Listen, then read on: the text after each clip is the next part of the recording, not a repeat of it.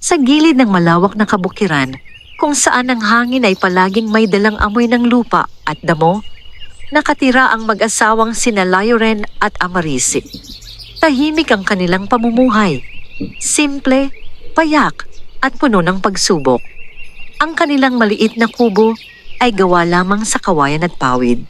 Sa bawat ihip ng malakas na hangin ay tila ba ito'y magigibana. Ngunit sa kabila nito ay matibay pa rin itong nakatayo, tulad ng kanilang pagsasama.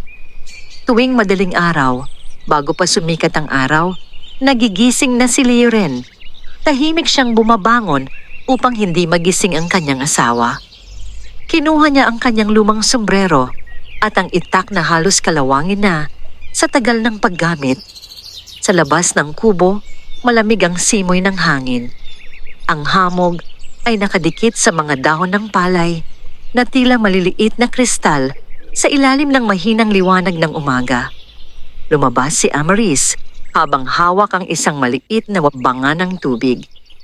"Maaga ka na naman," mahina niyang sabi. Ngumiti si Lauren.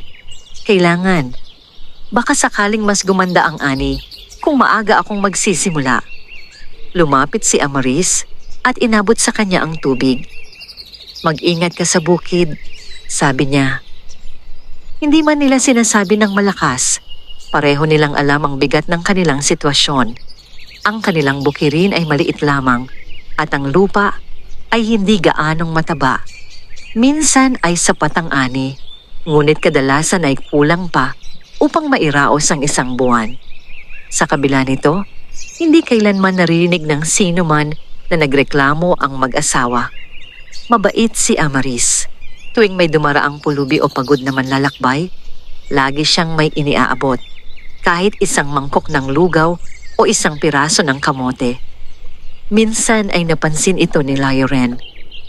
"Hindi ba't kaunti na nga lang ang pagkain natin?" tanong niya. Umiti si Amaris habang naglalagay ng kahoy sa apoy. "Kung may nangangailangan, hindi natin sila dapat paalisin nang walang natatanggap." Hindi na sumagot si Lauren. Kilala niya ang puso ng kanyang asawa, malambot, maawain, at walang pag-iimbot. Lumipas ang mga araw na parang pare-pareho lamang. Araw ng pagtatrabaho, gabi ng pagod.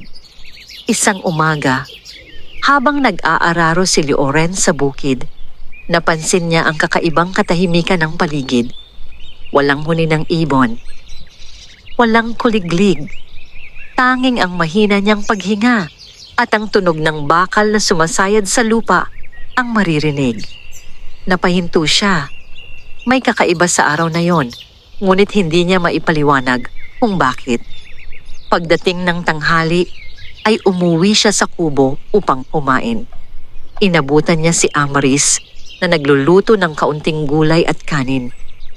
"Kaunti lang ang natira sa bigas," sabi nito.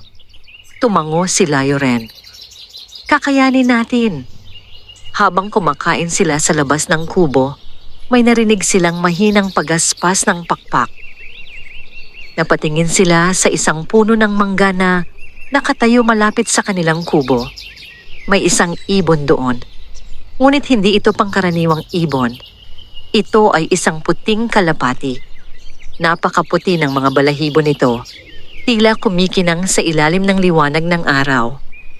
Tahimik lamang itong nakaupo sa sanga na para bang may sinusubaybayan. Napangiti si Amaris. "Napakaganda niya," sabi niya. Tumango si Lauren. "Bihira akong makakita ng kalapating ganyan kaput." Ilang sandali silang nakatitig sa ibon. Hindi ito lumilipad. Hindi rin ito natatakot. Para bang sinasadya nitong manatili roon. Kinabukasan, bumalik ang kalapati. At sa susunod na araw, naroon pa rin ito. Napansin ni Amaris na tila pagod ang ibon. Isang hapon, habang si Lauren ay nasa bukid, napansin niya ang kalapati na nakaupo sa lupa sa tabi ng kubo. Mahina ang galaw nito. Dahan-dahang lumapit si Amaris. "Hindi ka ba makalipad?" bulong niya. Napansin niya ang isang maliit na sugat sa pakpak ng ibon. Agad siyang kumuha ng malinis na tela at tubig. Maingat niyang nilinis ang sugat ng kalapati. Hindi ito pumalag. Sa halip, tila nagtiwala ito sa kanya. "Magpahinga ka muna dito," sabi niya habang gumagawa ng maliit na pugad mula sa tuyong damo sa tabi ng kubo. Nang umuwi si Lyren, kinagabihan, nakita niya ang ibon. "Ano ito?" tanong niya. "May sugat siya," sagot ni Amaris. "Hindi ko siya kayang pabayaan." Tiningnan ni Lyren ang kalapati. Pagkatapos ay ngumiti siya ng bahagya. "Kung ganoon, aalagaan natin siya." Lumipas ang mga araw. Pinapakain nila ang kalapati ng kaunting butil ng palay. Unti-unting gumaling ang pakpak nito. At sa bawat araw na lumilipas, tila nagiging mas malapit ito sa mag-asawa. Hindi nila alam, ang simpleng pagtulong na yon ay magsisimula ng isang pangyayaring magbabago sa kanilang buhay magpakailanman. Isang gabi, habang tahimik ang paligid at maliwanag ang buwan sa kalangitan, may kakaibang nangyari. Nagising si Amaris sa isang mahinang liwanag sa labas ng kanilang kubo. Lumabas siya at doon niya nakita ang kalapati. Ngunit ngayon, ang puting ibon ay tila kumikinang sa liwanag ng buwan. At sa paan nito ay may isang maliit na bagay na hindi niya pa kailanman nakita sa kanilang bakuran. Isang bagay na magpapasimula ng hiwagang hindi pa nila nauunawaan. Hindi agad nakaimik si Amaris habang nakatitig sa kakaibang liwanag sa labas ng kanilang kubo. Tahimik ang gabi. Ang hangin ay banayad lamang na dumadampi sa mga dahon ng puno at ang liwanag ng buwan ay tila mas maliwanag kaysa karaniwan. Sa gitna ng bakuran ay naroon ang puting kalapati. Ngunit hindi ito tulad ng mga nakaraang gabi. Ang mga balahibo nito ay tila kumikislap, para bang ang bawat hibla ay sumasalamin sa liwanag ng buwan. Hindi iyon pangkaraniwang kinang, may kakaibang ningning na tila may buhay. Napansin ni Amaris na sa paanan ng ibon ay may isang maliit na bagay. Dahan-dahan siyang lumapit. Hindi siya natatakot, ngunit may kakaibang kaba sa kanyang dibdib. "Lyren!" mahina niyang tawag. Sa loob ng kubo ay nagising si Lyren. Bumangon siya at lumabas. "Ano iyon?" tanong niya habang papalapit. Itinuro ni Amaris ang lupa. Sa paanan ng kalapati ay may isang maliit na kristal na bato na kulay ginto ang kinang. Hindi ito tulad ng karaniwang bato na makikita sa bukid. Malinis ang hugis nito at tila maingat na hinubog ng kalikasan. Napakunot ang noo ni Lyren. "Saan galing iyan?" Hindi sumagot si Amaris. Pareho silang nakatingin sa kalapati. Ilang sandali pa ay dahan-dahang ibinuka ng ibon ang pakpak nito. Tumalon ito ng kaunti sa lupa at saka muling naupo. Tila ba ipinapakita ang maliit na bato sa kanila. Lumapit si Lyren at maingat na pinulot ang bagay. Pagkakahawak niya rito ay napansin niyang mabigat ito para sa maliit na sukat. "Tila ginto ito," sabi niya. Nagkatinginan ang mag-asawa. Hindi sila agad naniwala. Sa kanilang buong buhay, ni minsan ay hindi pa sila nakahawak ng tunay na ginto. "Siguro ay kakaibang bato lamang," sabi ni Amaris. Ngunit nang tamaan ito ng liwanag ng buwan, lalo itong kumislap. Tahimik na naglakad si Lyren papasok sa kubo. Kinuha niya ang isang lumang kahon na yari sa kahoy at doon inilagay ang bato. "Bukas natin malalaman kung ano talaga ito," sabi niya. Hindi na sila nag-usap patungkol dito. Sa halip ay natulog sila, kahit na parehong puno ng tanong ang kanilang isipan. Kinabukasan, maagang nagpunta si Lyren sa pamilihan na ilang oras ang layo mula sa kanilang kubo. Dala niya ang maliit na bato na nakabalot sa tela. Habang naglalakad siya sa makitid na daan, hindi niya maiwasang isipin kung ano ang maaaring mangyari. Kung ginto nga yun, malaking tulong na yon sa kanilang buhay. Ngunit kung hindi naman, isa lamang itong kakaibang pangyayari. Pagdating niya sa pamilihan, lumapit siya sa isang matandang mangangalakal na kilala sa pagsusuri ng mga metal. Ipinakita niya ang bato. Tahimik na tiningnan iyon ng matanda. Kinuha nito ang isang maliit na lente at maingat na sinuri ang bagay. Lumipas ang ilang sandali bago siya nagsalita. "Saan mo ito nakuha?" tanong ng matanda. "Napulot ko lamang," sagot ni Lioren. Hindi niya alam kung bakit, ngunit pinili niyang huwag sabihin ang tungkol sa kalapati. Napabuntong hininga ang matanda. "Kung napulot mo nga yan, napakalaki ng iyong swerte." Napatigil si Lioren. "Bakit po?" "Tunay na ginto ito." Parang biglang tumahimik ang paligid sa pandinig ni Lioren. Hindi niya agad na unawaan ang narinig. "Ginto?" Tumango ang matanda. At hindi lamang basta ginto. Napakadalisay ng uri nito. Napalunok si Lioren. Magkano kaya ang halaga nito? Iilang sandali pa ay inalok siya ng mga ngalakal ng halaga na higit pa sa kinikita niya sa loob ng maraming buwan. Hindi makapaniwala si Lioren. Tinanggap niya ang bayad at agad na umuwi. Habang naglalakad pabalik sa kanilang kubo, paulit-ulit niyang iniisip ang nangyari. Isang maliit na bato lamang. Ngunit sapat na upang makabili sila ng maraming pagkain. Pagdating niya sa kubo, ay naghihintay si Amaris sa labas. "Ano ang sabi nila?" tanong niya agad. Tahimik na ngumiti si Lioren. "Ginto iyon." Napatakip ng bibig si Amaris sa gulat. Hindi maaaring totoo iyon. Ipinakita ni Lioren ang perang natanggap niya. Nanlaki ang mga mata ni Amaris. Sa unang pagkakataon sa mahabang panahon, nakaramdam sila ng pag-asa. Ngunit ang mas kakaiba ay ang nangyari kinagabihan. Muling dumating ang puting kalapati. Tahimik itong lumapag sa kanilang bakuran.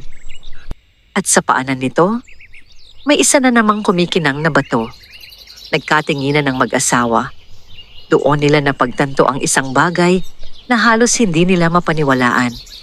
Ang kalapati na kanilang tinulungan ay tila nagdadala ng kayamanan sa kanilang buhay. Ngunit hindi pa nila alam na ang hiwagang ito ay may kasamang lihim at hindi lahat ng lihim ay nagdudulot lamang ng biyaya. Lumipas ang ilang araw na tila ba mas maliwanag ang mundo para kina Lioren at Amaris. Hindi sila nagbago ng ugali, ngunit ang maliit na biyaya natanggap nila mula sa mga gintong batong dala ng puting kalapati ay nakatulong upang kahit papaano ay gumaan ang kanilang pamumuhay. Tuwing gabi, halos sa parehong oras, lumalapag ang kalapati sa kanilang bakuran. At sa paanan nito ay may maliit na piraso ng ginto. Hindi kailanman marami. Hindi kailanman sobra. Parang sapat lamang upang mabuhay sila ng maayos. Dahil dito, mas nag-ingat ang mag-asawa. Hindi nila ipinagsabi sa iba ang kanilang lihim. Tuwing umaga ay patuloy pa ring pumupunta si Lioren sa bukid. Nag-aararo pa rin siya ng lupa, nagtatanim ng palay, at nagtitiis sa ilalim ng araw. Ayaw nilang isipin ng mga tao na bigla silang yumaman. Si Amarisa naman ay patuloy na gumagawa ng mga gawain sa bahay. Nagtitipon siya ng kahoy, nagluluto ng pagkain, at nag-aalaga sa kalapati na tila naging bahagi na ng kanilang buhay. Ngunit kahit gaano nila sinikap maging tahimik, may mga mata pa ring nagmamasid. Sa kabilang bahagi ng bukirin ay nakatira ang isang lalaking nagngangalang Salveron. Siya ay kilala sa lugar bilang isang taong may matalim na mata at mahilig makialam sa buhay ng iba. Matagal na niyang kilala sina Lioren at Amaris. Sa kanyang pananaw, ang mag-asawang yon ay palaging kapos sa buhay.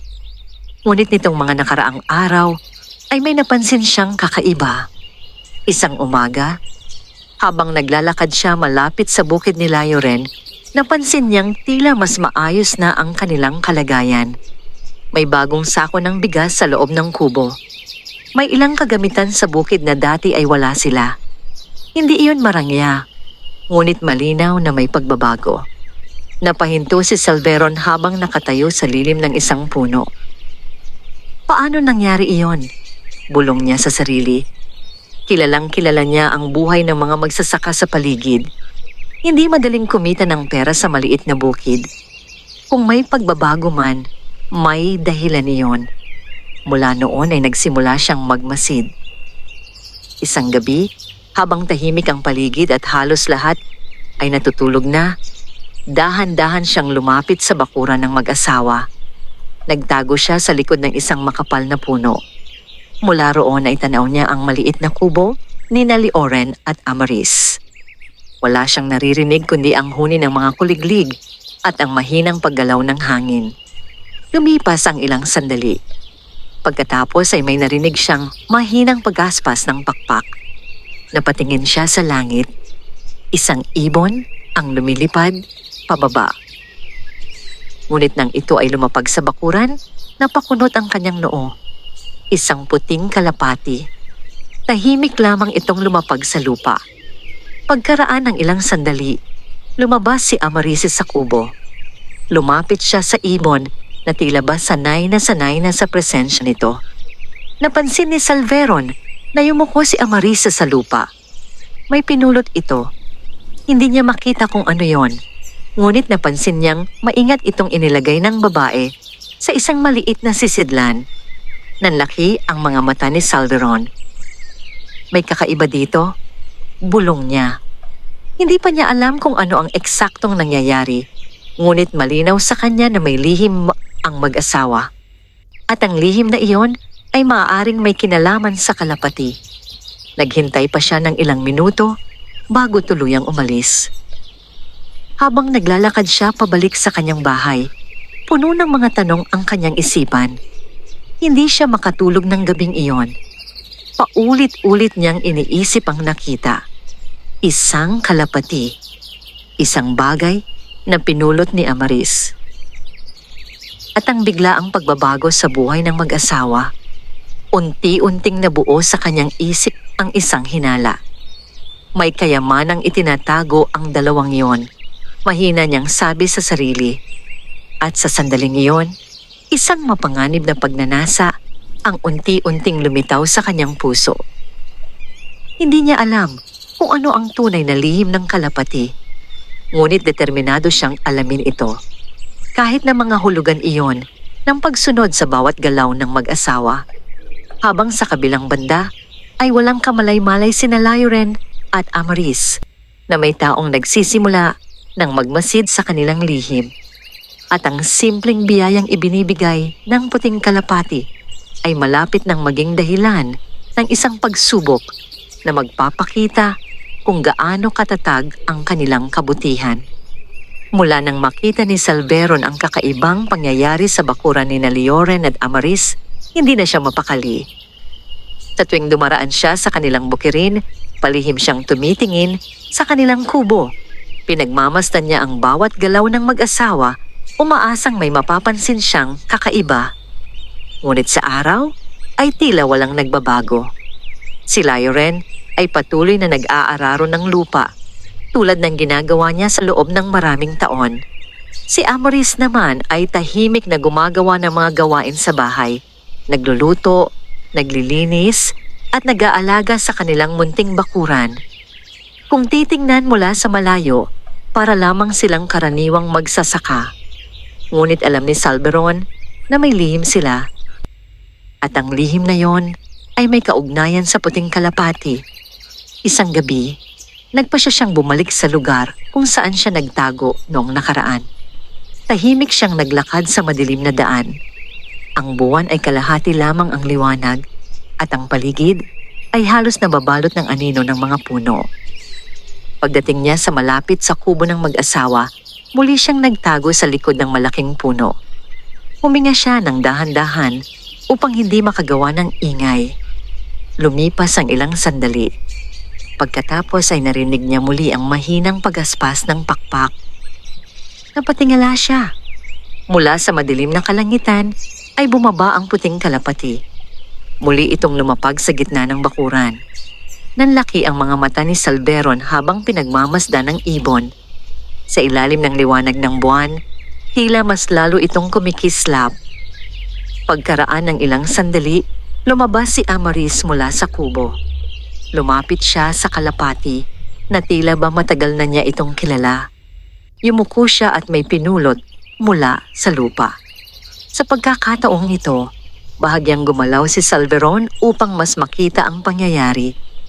Sa sandaling iyon ay nakita niya ang munting gintong bato sa kamay ni Amaris. Napahigpit ang hawak niya sa puno na kanyang pinagtataguan. Ginto! Bulong niya. Ngayon ay sigurado na siya. Ang kalapati ang nagdadala ng ginto sa mag-asawa. Biglang bumilis ang tibok ng kanyang puso. Kung mahuhuli niya ang ibong iyon, maaaring mapasa kanya ang lahat ng kayamanang dala nito. Habang iniisip niya ito, unti-unting lumaki ang kasakiman sa kanyang dibdib. Hindi na siya naghintay pa ng matagal. Kinabukasan ay naghanda siya ng isang patibong. Kumuha siya ng manipis, ngunit matibay na lambat. Maingat niya itong inayos at itinago malapit sa lugar kung saan madalas lumapag ang kalapati. Buong araw siyang naghanda. Sa kanyang isip ay iisa lamang ang layunin, mahuli ang mahiwagang ibon. Nang dumating ang gabi, muli siyang nagtago sa likod ng puno.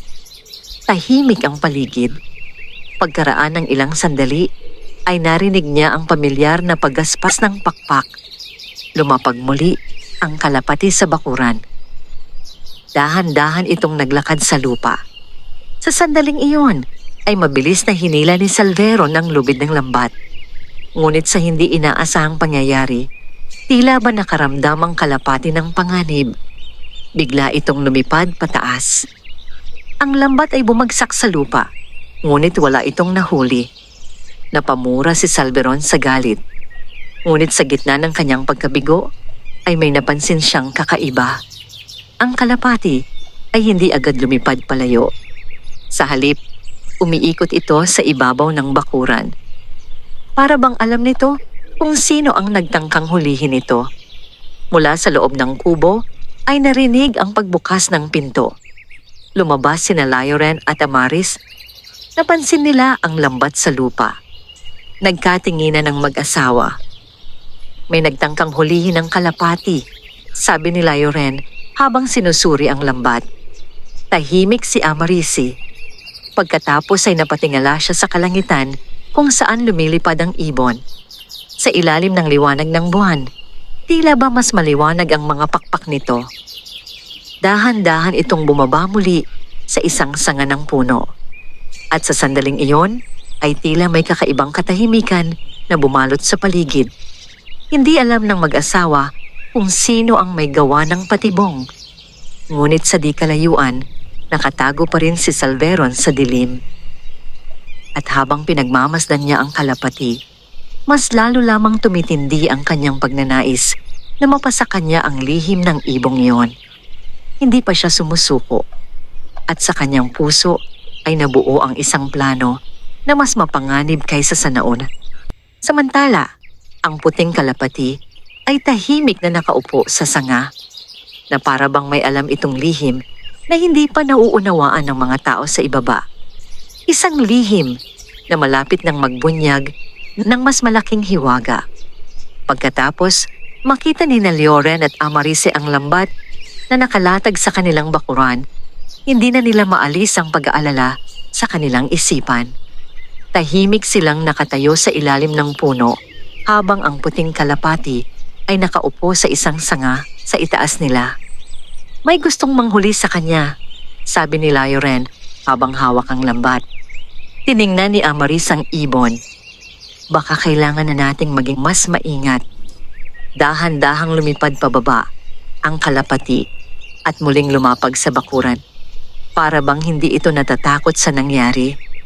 Tahimik lamang itong naglakad sa lupa at pagkatapos ay tumigil sa harap ng mag-asawa. May isa na namang maliit na piraso ng ginto sa paanan nito. Ngunit sa pagkakataong yon ay hindi agad yon pinulot ni Amaris. Sa halip ay napatingin siya sa kalapati na tila may gustong sabihin. Hindi natin kailangan ng marami, mahina niyang sabi. Tiningnan siya ni Leoren. Bakit mo nasabi iyon? Dahil sa tuwing may biyayang dumarating, may mga taong naiinggit. Tahimik si Leoren. Alam niyang tama ang kanyang asawa. Hindi kailanman nila hinangad ang kayamanan. Ang nais lamang nila ay mabuhay ng maayos at marangal. Pinulot ni Leoren ang ginto at itinago ito sa maliit na kahon sa loob ng kubo. Pagkatapos ay inilayo niya ang lambat at itinapon ito sa likod ng kanilang bahay. Hindi natin hahayaang may mangyari sa kalapati, sabi niya. Mula noon ay mas lalo nilang inalagaan ng ibon. Tuwing umaga ay binibigyan nila ito ng butil ng palay. Minsan ay naglalagay si Amaris ng maliit na mangkok ng tubig sa ilalim ng puno kung saan ito madalas magpahinga. Unti-unting naging mas komportable ang kalapati sa kanilang presensya. Madalas itong nakaupo sa bubong ng kanilang kubo o kaya'y sa sanga ng puno malapit sa pintuan. Ngunit sa kabilang banda, hindi pa rin nawawala ang pagnanais ni Salveron. Matapos mabigo sa kanyang unang pagtatangka, lalo lamang siyang naging determinado. Habang nakaupo siya sa harap ng kanyang bahay isang hapon, paulit-ulit niyang iniisip ang nakita niyang ginto sa kamay ni Amaris. Kung makukuha lamang niya ang kalapati, maaaring magbago ang kanyang buhay. Hindi na niya kailangang magtrabaho. Hindi na niya kailangang maghintay sa maliit na ani ng bukid. Ang lahat ng kayamanang dala ng ibon ay maaaring mapasa kanya. Dahil sa pagnanasang yon, nagsimula siyang mag-isip ng mas maingat na plano. Hindi na siya gagamit ng simpleng lambat. Kailangan niyang maging matiyaga. Kailangan niyang hintayin ang tamang pagkakataon. Samantala, sa kubo ni Leoren at Amaris, nagpatuloy ang kanilang tahimik na pamumuhay. Hindi nila ginamit ang ginto upang magpakasasa. Sa halip, ginamit nila ito upang ayusin ang ilang bahagi ng kanilang kubo na matagal nang sira. Bumili rin sila ng mas maraming binhi upang mapalawak ang kanilang taniman. Sa bawat hakbang na kanilang ginagawa, iniisip nila kung paano mapapabuti ang kanilang buhay nang hindi nakakalimot sa kabutihan. Isang hapon, habang si Amaris ay nagdidilig ng mga tanim sa likod ng kubo, may isang matandang lalaki na dumaan sa kanilang bakuran. Halata sa kanyang anyo ang pagod sa mahabang paglalakad. Lumapit siya sa bakod at mahina itong kumatok. Lumabas si Amaris. "Magandang hapon po," sabi ng matanda. "Pasensya na kung ako'y nakakaabala. Maari po bang makahingi ng kaunting tubig?" Agad siyang pinapasok ni Amaris. "Hindi po kayo abala. Maupo po kayo." Kumuha siya ng malamig na tubig at inabot ito sa matanda. Pagkatapos ay naglagay siya ng kaunting pagkain sa isang mangkok. Tahimik na kumain ang matanda habang nakaupo sa lilim ng puno. Sa itaas nila ay naroon ang puting kalapati na tila tahimik na pinagmamasdan ang pangyayari. Matapos kumain, tumingin ang matanda kay Amaris. "Maraming salamat sa inyong kabaitan," sabi niya. Ngumiti lamang si Amaris. Kaunti lamang yon. Tumingin ang matanda sa kalapati sa itaas ng puno. Pagkatapos ay bumalik ang kanyang tingin kay Amaris. May kakaibang ningning sa kanyang mga mata. "Hindi lahat ng tumatanggap ng biyaya ay marunong magbahagi," sabi niya. Hindi agad na unawaan ni Amaris ang ibig sabihin ng matanda. Ngunit bago pa siya makapagtanong, dahan-dahan nang tumayo ang matanda. Nagpasalamat siyang muli at naglakad palayo sa kanilang bakuran. Habang pinagmamasdan siya ni Amaris, napansin niya ang isang kakaibang bagay. Sa sandaling lumayo ang matanda at natakpan ng anino ng mga puno, tila ba bigla itong naglaho sa kanyang paningin. Napakpunot ang noo ni Amaris. Hindi niya alam kung totoo ba ang kanyang nakita. Ngunit sa itaas ng puno, ang puting kalapati ay nanatiling tahimik na tila may alam sa hiwagang nagsimulang mabuo sa kanilang paligid. At ang hiwagang yon ay malapit nang magpakita ng mas malalim na katotohanan. Hindi agad nawala sa isip ni Amaris ang kakaibang pangyayari noong araw na yon. Ang matandang lalaking humingi ng tubig ay tila bigla na lamang naglaho sa kanyang paningin. Sa una ay inisip niyang baka napagod lamang siya o kaya'y nalito sa liwanag ng araw. Ngunit habang lumilipas ang mga oras, hindi niya maalis ang pakiramdam na may kakaibang nangyari. Kinagabihan, habang naghahapunan sila ni Lyren sa loob ng kanilang kubo, ibinahagi niya ang nakita. Parang bigla na lang siyang nawala. Sabi niya habang dahan-dahang inilalapag ang mangkok sa mesa. Napatingin si Lioren sa kanya. Sigurado ka bang nawala? Hindi ko rin alam, sagot ni Amarisi. Pero parang ganoon ang nangyari. Tahimik na napaisip si Lioren. Simula nang dumating ang puting kalapati sa kanilang buhay, sunod-sunod na ang mga kakaibang pangyayari. Ang ginto, ang misteryosong pagdating ng ibon, at ngayon ay ang matandang tila naglaho sa gitna ng daan. Sa labas ng kubo ay naroon ang kalapati, nakaupo sa bubong at tahimik na nakatingin sa madilim na kalangitan. Lumipas ang ilang sandali ng katahimikan. Pagkatapos ay nagsalita si Lioren. Kung ano man ang dahilan ng lahat ng ito, kailangan pa rin nating manatiling mabuti sa kapwa. Tumango si Amaris. Iyon naman ang lagi nating ginagawa. Matapos nilang kumain ay lumabas sila upang magpahinga sa ilalim ng puno. Tahimik ang gabi. Ang buwan ay maliwanag at ang mga bituin ay tila kumikislap sa kalangitan. Habang nakaupo sila sa harap ng kanilang kubo, dahan-dahang lumipad pababa ang puting kalapati. Lumapag ito sa lupa sa harap nila. Ngunit sa pagkakataong yun, ay may kakaibang nangyari. Sa halip na isang maliit na gintong bato, may dala itong isang maliit na sisidlang pilak na nakasabit sa manipis na tali sa paa nito. Nagkatinginan ang mag-asawa. Maingat na lumapit si Amaris at tinanggal ang sisidlan mula sa paa ng ibon. Ngayon lang ito nangyari, sabi niya. Binuksan niya ang maliit na takip. Sa loob nito ay may isang piraso ng papel na nakatiklop. Napakunot ang noo ni Lioren. Para kanino kaya ito? Dahan-dahang binuksan ni Amaris ang papel. Sa loob ay may nakasulat na mga salitang maayos ang pagkakaguhit. Ang kabutihan ay hindi nasusukat sa dami ng kayamanan, kundi sa puso ng taong marunong magbahagi. Tahimik na nagbasa si Amaris. Pagkatapos ay ibinigay niya ang papel kay Lioren. Pareho silang napaisip. Sino ang nagpadala nito? Tanong ni Amaris. Hindi agad sumagot si Lioren. Sa halip ay tumingin siya sa kalapati. Ang ibon ay tahimik lamang na nakatayo sa lupa. Marahil, sabi niya matapos ang ilang sandali, may nagmamasid sa atin. Napatingin si Amaris sa paligid. Tahimik ang kabukiran. Walang ibang tao sa kanilang bakuran. Ngunit sa kabila ng katahimikan, may pakiramdam siyang tila hindi sila nag-iisa sa mundong iyon. Samantala, sa kabilang bahagi ng bukirin, ay gising pa rin si Salveron. Mula sa bintana ng kanyang bahay ay tanaw niya ang kubo ni Lioren at Amaris sa di kalayuan. Hindi niya makita ang eksaktong nangyayari, ngunit nakita niya ang paglapag ng kalapati sa kanilang bakuran. Napahigpit ang kanyang kamao. Hindi ako titigil, bulong niya sa sarili.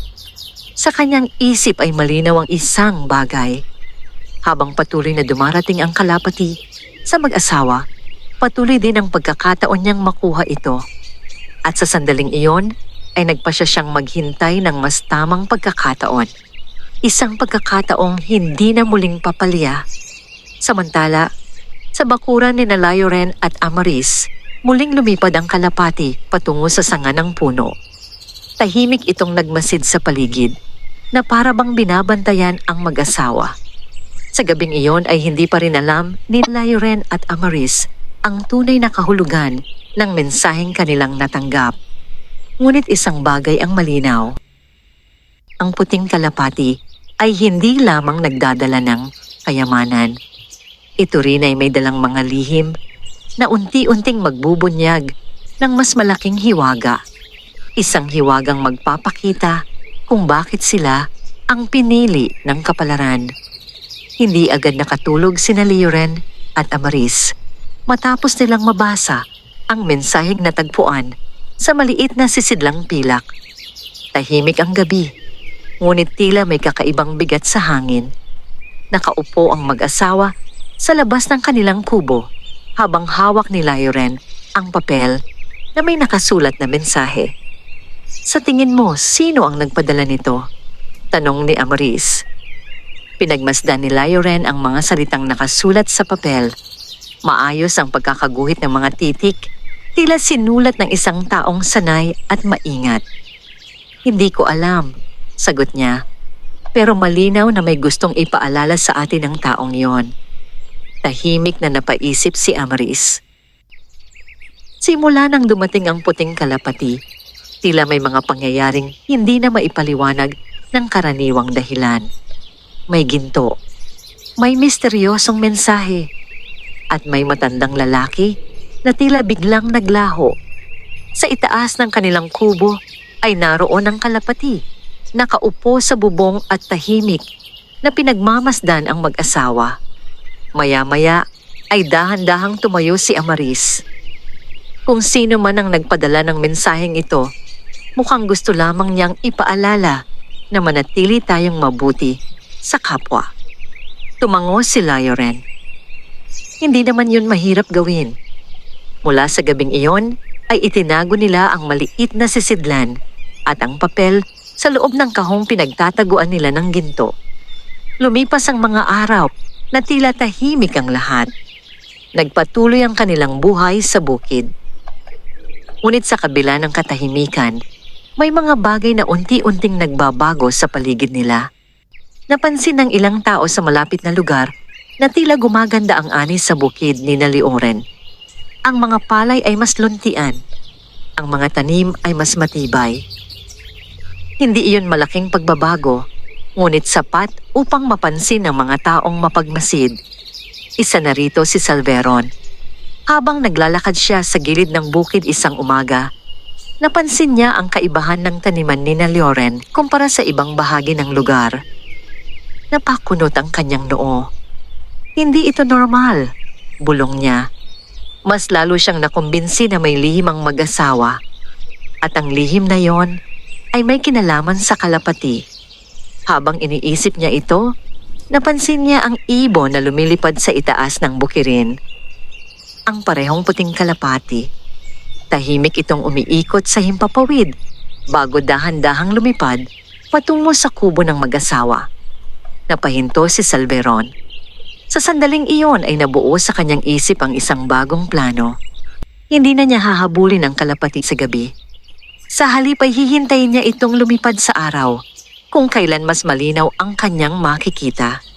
Samantala, sa bakuran ni Lauren at Amaris, naglalagay si Amaris ng pagkain sa isang maliit na mangkok para sa kalapati. Lumapag ang ibon sa tabi niya. Salamat sa pagpunta mo muli, mahina niyang sabi. Habang pinagmamasdan niya ang ibon, napansin niyang tila may kakaibang kinang sa mga mata nito. Hindi iyon tulad ng ordinaryong ibon. Parang may katalinuhan sa paraan ng pagtingin nito. Maya-maya ay muling lumipad ang kalapati at umupo sa sanga ng puno. Sa sandaling iyon ay dumating si Lauren mula sa bukid. May nakita akong kakaiba sa bukirin kanina, sabi niya. Ano yon? May bakas ng paa sa gilid ng ating taniman. Napatingin si Amaris sa kanya. Bakas ng paa? Oo, parang may taong dumaan doon kagabi. Pareho silang natahimik. Hindi nila kailangang sabihin kung sino ang kanilang naiisip. Maaring may taong sumusubaybay sa kanila. Habang nag-uusap sila, ang puting kalapati ay nanatiling tahimik sa sanga ng puno. Ngunit kung mapapansin ng mabuti, ang ibon ay tila nagmamasid sa malayo, sa direksyon kung saan matatagpuan ang bahay ni Salveron. At sa sandaling iyon ay tila alam ng ibon na may paparating na bagong pagsubok para sa mag-asawang nagligtas dito. Isang pagsubok na magpapakita kung hanggang saan ang kanilang katapatan at kabutihan. Maagang sumikat ang araw kinabukasan. Ang hamog ay nakadikit pa sa mga dahon ng palay habang ang hangin ay malamig at sariwa. Si Lioren ay nasa bukid na naman bago pa man tuluyang maliwanagan ng paligid. Hawak niya ang kanyang itak habang inaayos ang ilang bahagi ng taniman. Samantala, sa bakuran ng kanilang kubo ay abala si Amaris sa paglilinis at paghahanda ng pagkain. Sa sanga ng puno malapit sa kanilang bahay ay tahimik na nakaupo ang puting kalapati. Hindi ito gumagalaw, para bang pinagmamasdan lamang ang paligid. Ngunit sa di kalayuan ay may mga matang nakatitig dito. Sa likod ng isang makapal na punong kahoy, nakatago si Salveron. Matagal na siyang naghihintay doon mula pa kaninang madaling araw. Ngayong araw ay plano niyang hulihin ang kalapati habang maliwanag ang paligid. Hawak niya ang isang bagong lambat na mas matibay kaysa sa nauna. Mas maingat ang kanyang paghahanda ngayon. Tahimik siyang nagmamasid. Hindi siya gagalaw hanggat hindi lumalapit ang ibon sa lupa. Lumipas ang ilang sandali. Pagkatapos ay dahan-dahang lumipad pababa ang kalapati mula sa sanga. Lumapag ito sa lupa malapit sa maliit na mangkok ng butil na inilagay ni Amaris. Unti-unti itong tumuka ng pagkain. Sa sandaling iyon ay kumilos si Salveron. Dahan-dahan siyang lumabas mula sa kanyang pinagtataguan. Ang lambat ay mahigpit niyang hawak habang papalapit sa ibon. Isang hakbang, isa pa. Hindi pa rin siya napapansin ng kalapati. Sa loob ng kubo ay walang kamalay-malay si Amaris sa nangyayari sa labas. Nang marating ni Salveron ang tamang distansya, mabilis niyang inihagis ang lambat. Ngunit sa eksaktong sandaling iyon ay biglang lumipad ang kalapati. Ang lambat ay bumagsak sa lupa nang walang nahuli. Napahinto si Salveron sa galit. Ngunit bago pa siya makapagsalita, may narinig siyang tinig sa likuran.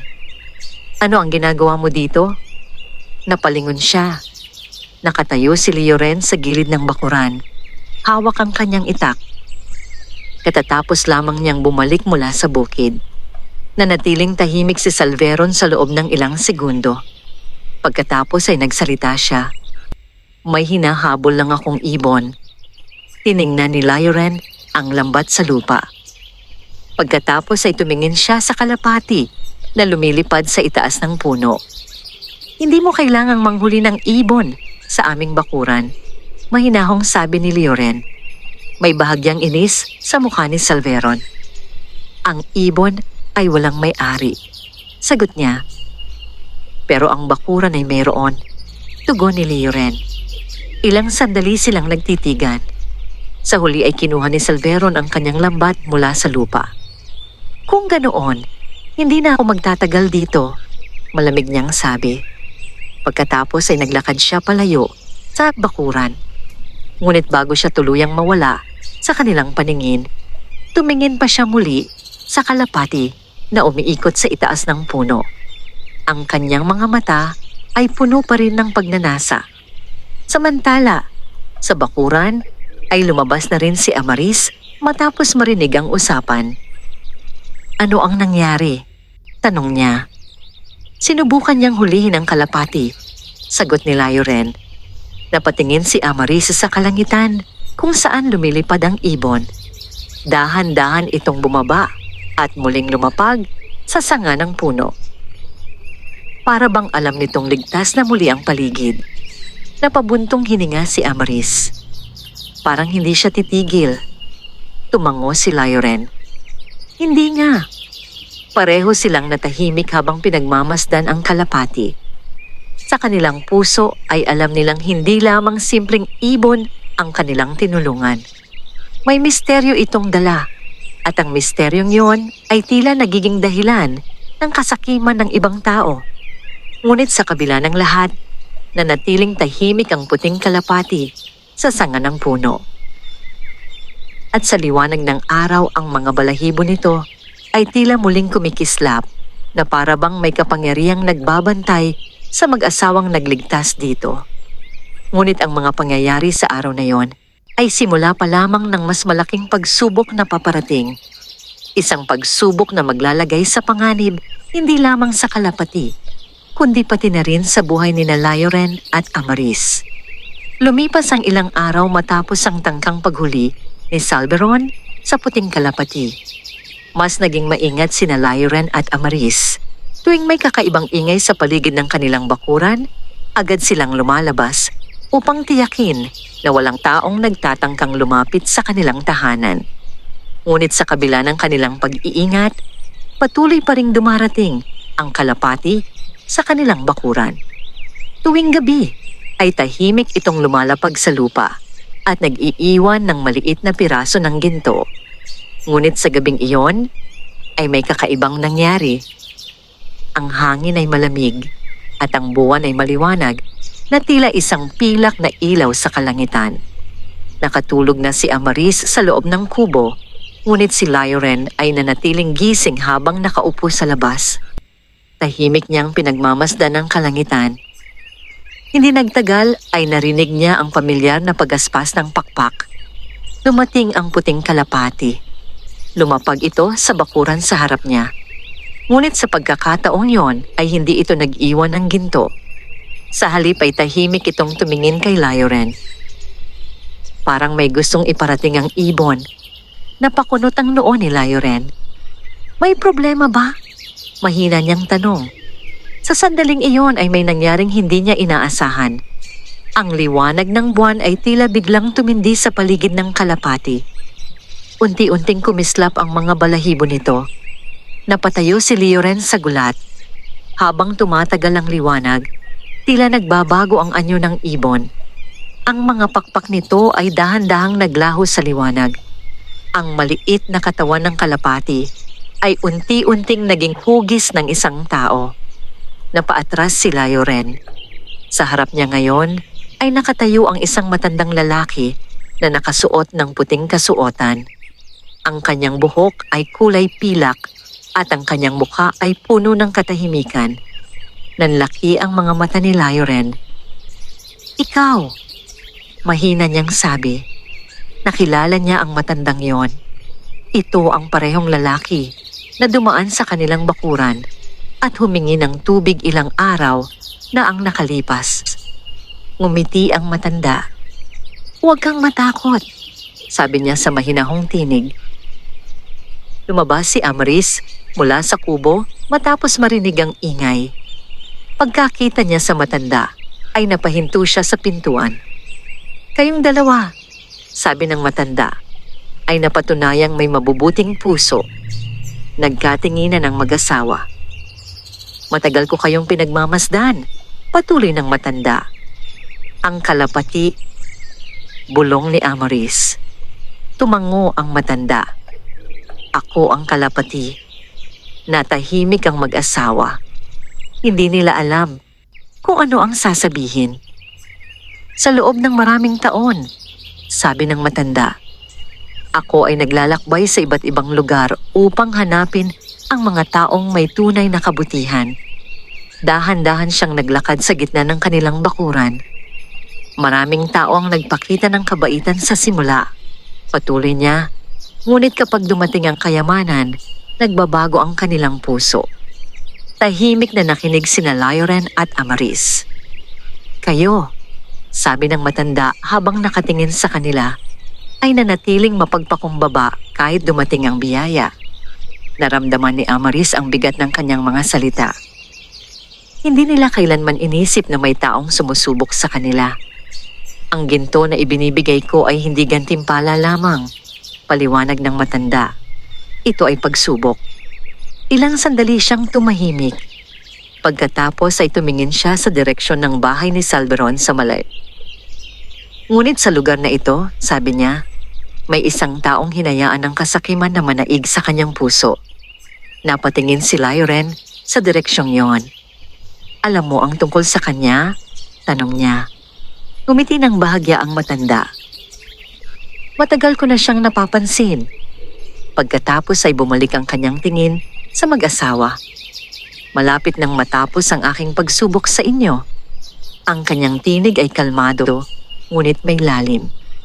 Ngunit bago yon, may isang pangyayaring mangyayari na magpapakita kung sino ang tunay na karapat-dapat sa biyaya. Tahimik ang gabi habang pinagmamasdan ng mag-asawa ang misteryosong matanda. Hindi pa nila alam kung ano ang susunod na mangyayari. Ngunit malinaw sa kanila na ang puting kalapati na kanilang tinulungan ay hindi lamang isang mahiwagang ibon. Ito ay isang nilalang na may kapangyarihang sumubok sa puso ng tao. At ang huling pagsubok ay malapit nang dumating. Tahimik ang gabi matapos ihayag ng matandang lalaki ang kanyang lihim kina Lyren at Amaris. Ang liwanag ng buwan ay bumabagsak sa kanilang bakuran habang ang malamig na hangin ay dahan-dahang dumadaloy sa kabukiran. Nakatayo ang matanda sa gitna ng bakuran habang ang mag-asawa ay tahimik na nakatingin sa kanya. Hindi pa rin lubos na maunawaan ni Lyren at Amaris ang lahat ng kanilang narinig. Ang kalapati na kanilang inalagaan, pinakain at pinrotektahan ay isa palang nilalang na sumusubok sa kabutihan ng mga tao. Bakit po kami ang pinili ninyo? Mahinang tanong ni Amaris. Ngumiti ang matanda. Hindi ko kayo pinili ng basta-basta, sagot niya. Matagal ko kayong pinagmamasdan. Naglakad siya ng ilang hakbang sa kanilang bakuran habang patuloy na nagsasalita. Nakita ko kung paano ninyo tinutulungan ang mga taong nangangailangan kahit kapos kayo biyo sa buhay. Nakita ko kung paano ninyo pinili ang kabutihan kahit wala kayong hinihintay na kapalit. Tahimik na nakinig ang mag-asawa. Maraming tao ang nagpakita ng kabaitan sa simula, patuloy ng matanda. Ngunit kapag dumating ang pagkakataong yumaman, nagiging makasarili ang kanilang puso. Sandaling tumingin ang matanda sa kalangitan. Pagkatapos, ay muling bumalik ang kanyang tingin sa mag-asawa. Kayo ay nanatiling tapat sa inyong kabutihan. Lumapit siya sa kanila. Ngunit bago matapos ang lahat, may huling pagsubok. Nagkatinginan sina Lyren at Amaris. Ano po yun? Tanong ni Lyren. Tumahimik ang matanda sa loob ng ilang sandali bago sumagot. Bukas, darating dito ang lalaking matagal nang nagmamasid sa inyo. Agad nilang naisip si Salveron. Nais niyang makuha ang kalapati at ang kayamanang dala nito. Sabi ng matanda. Huminga siya ng malalim. Kapag dumating siya, may dalawang landas na maaari ninyong piliin. Tahimik ang mag-asawa habang nakikinig. Ang una, sabi ng matanda, ay itago ninyo ang katotohanan at hayaan siyang magpatuloy sa kanyang kasakiman. Ang pangalawa, patuloy niya, ay patawarin ninyo siya at tulungan siyang baguhin ang kanyang puso. Natahimik sina Lyren at Amaris. Hindi iyon madaling desisyon. Ang taong yon ay ilang beses nang nagtangkang hulihin ang kalapati. Ngunit matapos ang ilang sandali, nagsalita si Amaris. Kung may pagkakataon na magbago ang isang tao, dapat natin siyang bigyan ng pagkakataon. Tumingin si Lyren sa kanyang asawa at bahagyang ngumiti. Iyon din ang iniisip ko. Tahimik na tumango ang matanda. Kung ganoon, nakita ko na ang sagot na hinahanap ko. Sa sandaling iyon ay muling nagliwanag ang paligid. Ang katawan ng matanda ay muling napalibutan ng maliwanag na liwanag. Unti-unti siyang nagbago ng anyo hanggang sa muli siyang naging puting kalapati. Lumipad ito pataas at umupo sa sanga ng puno. Kinabukasan, tulad ng sinabi ng matanda, dumating si Salveron sa kanilang bakuran. Hindi na siya nagtatago. Diretso siyang lumapit sa kubo. "Alam kong may lihim kayo," sabi niya kay Layoren. "Nakita ko ang kalapati. Alam kong may dala itong kayamanan." Tahimik na nakinig si Layoren. Pagkatapos ay nagsalita siya. Ang tunay na kayamanan ay hindi lamang ginto. Napakunot ang noo ni Salveron. "Ano ang ibig mong sabihin?" Lumapit si Amaris. "Kung matututo kang makontento at maging mabuti sa kapwa, mas magiging payapa ang iyong buhay." Sa una ay hindi makapaniwala si Salveron sa kanilang sinabi. Ngunit nang makita niya ang katahimikan sa kanilang mga mukha, tila may bagay na gumalaw sa kanyang puso. Unti-unting nawala ang galit sa kanyang mga mata. Hindi siya nagsalita. Sa halip ay tumalikod siya at dahan-dahang naglakad palayo sa kanilang bakuran. Sa sandaling iyon ay lumipad pababa ang puting kalapati at lumapag sa harap ni Layoren at Amarisi. Muling nagliwanag ang paligid. Sa loob ng ilang sandali ay muling lumitaw ang anyo ng matandang lalaki. Ngumiti siya. Natapos na ang pagsubok. Tumango siya ng may paggalang sa mag-asawa. "Ang inyong kabutihan ay hindi nagbago kahit dumating ang biyaya at kahit dumating ang pagsubok." Inabot niya ang isang maliit na kahon na gawa sa kahoy. "Hindi na kayo kailangang bigyan ng ginto araw-araw," sabi niya. "Ang kahong ito ay sapat upang matulungan kayong mamuhay ng maayos habang patuloy ninyong tinutulungan ng iba." Pagkatapos ay tumingin siya sa kanilang paligid. "Ngunit tandaan ninyo, ang tunay na kayamanan ay ang pusong marunong magmahal at magbahagi." Muling nagliwanag ang kanyang katawan. Sa loob ng ilang sandali ay naglaho siya sa hangin. Sa sanga ng puno ay muling lumitaw ang puting kalapati. Ngunit sa pagkakataong yon ay lumipad ito pataas hanggang sa tuluyan itong mawawala sa kalangitan. Tahimik na nakatayo sina Layoren at Amarise sa kanilang bakuran. Sa kanilang mga kamay ay hawak nila ang maliit na kahon. Ngunit higit pa sa anumang kayamanan, ang kanilang puso ay puno ng kapayapaan. Dahil natutunan nila na ang kabutihan na ibinibigay sa iba ay laging bumabalik sa tamang panahon. At mula noon, ang mag-asawang magsasaka ay patuloy na namuhay ng may kabutihan, isang buhay na naging kwento ng inspirasyon sa mga taong makaririnig ng kanilang karanasan.